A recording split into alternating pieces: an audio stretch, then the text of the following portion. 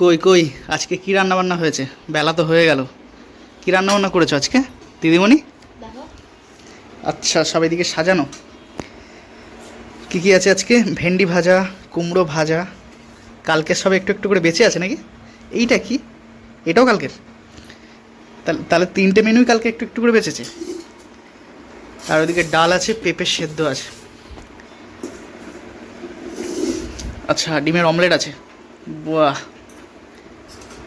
গন্ধরাজ লেবু আছে নাকি কাগজি লেবু? গন্ধরাজ। বাহ!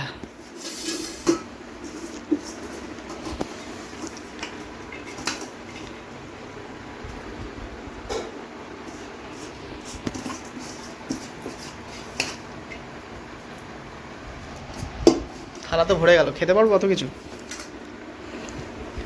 অল্প অল্প করেই দাও, এক গাদা দিও না।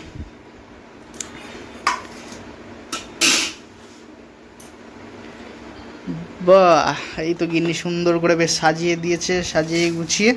তো চলো পেঁপেটা দিয়ে শুরু করি। সুন্দর পেঁপে, এটা ভুঁড়ি কমাতে সাহায্য করবে।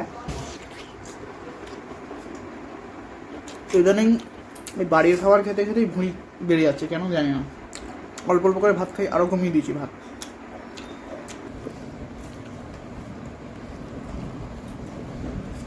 হালকা একটু আমাকেও দিও না ডাল এইখানটায়। ব্যাস।